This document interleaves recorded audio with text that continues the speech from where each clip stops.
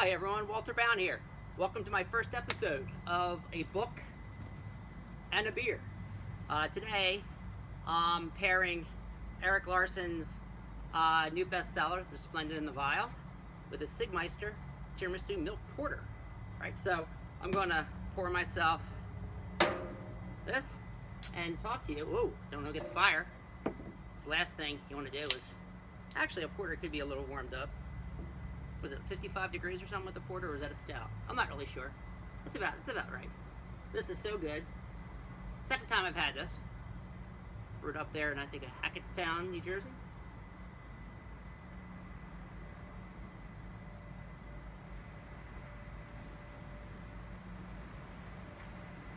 I think they have a nitro version.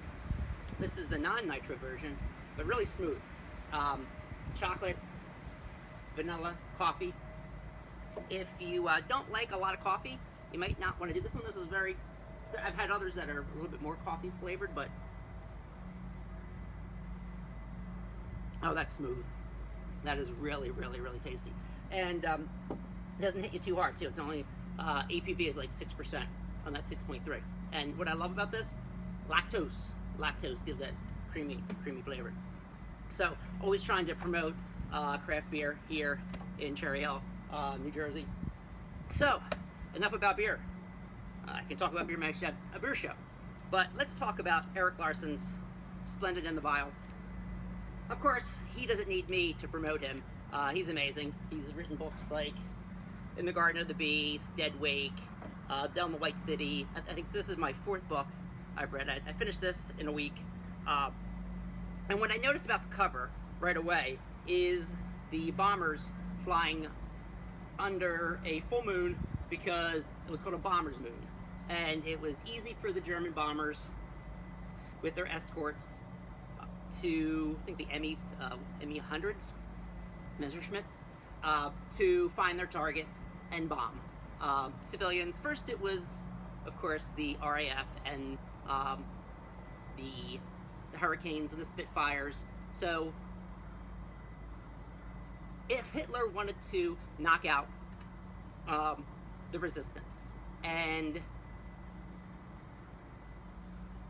there was unsuccessful for many reasons. What this book does is talk really about when Churchill came to power as Prime Minister, and the year 1940-1941. So this is the year of the Battle of Britain, and it looks inside the Churchill family, the Churchill circle.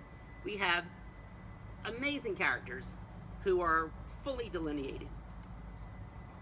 The Prof, Beaverbrook, we have the Churchill family, we have Randolph, we have all these different people, Clementine, his wife, and fascinating stories.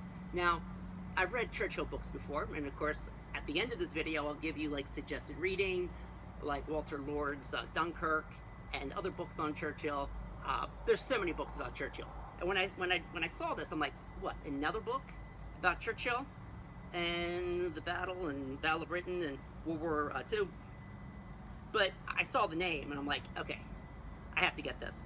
And I remember in 1979, 1980, when I was like really young, watching Pink Floyd's The Wall, and an anti-war movie. And I remember planes like this flying, and then suddenly the planes turn into crosses, right? Because his dad, Pink, his dad died in the war. Highly recommend this book.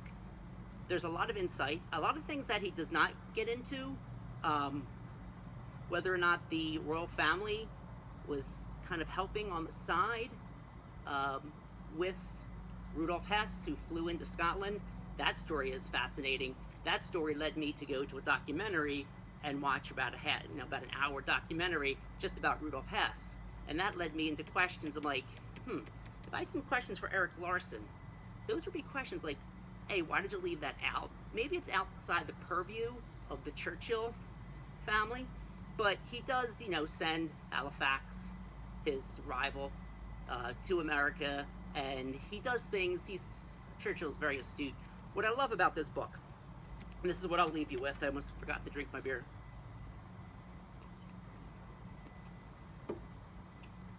It's just about leadership. Um, Erik Larson in interviews has said, really, this is about leadership. Winston Churchill, even with a no confidence vote and still with criticism, was able to garner the support of the British people. And when he said, you know, we're expecting an invasion, and this is what every Briton needs to do, and in his famous, we will fight on the beaches, if everyone does their duty, and if all the preparations are made, we will win this war. And you know what? People in Britain did their duty. They listened. They kept the lights off. They did what they needed to do, knowing full well that it might lead to defeat, but we'll never be defeated because our spirit won't be defeated. And I like that, especially now with all COVID, and about the need of leadership, the need for people to do what is right for the community, for the nation, for their neighbors.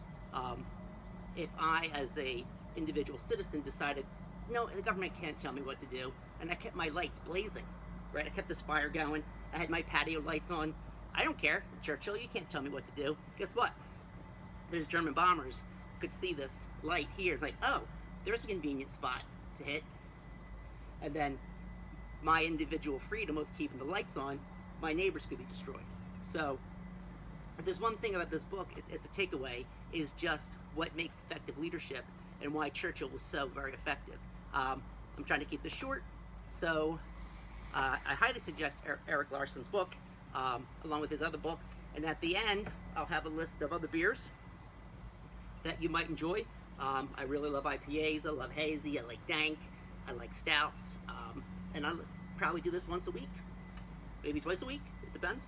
And of course, River Horse up there in Ewing, New Jersey, also a very good brewery. So hopefully you're doing okay.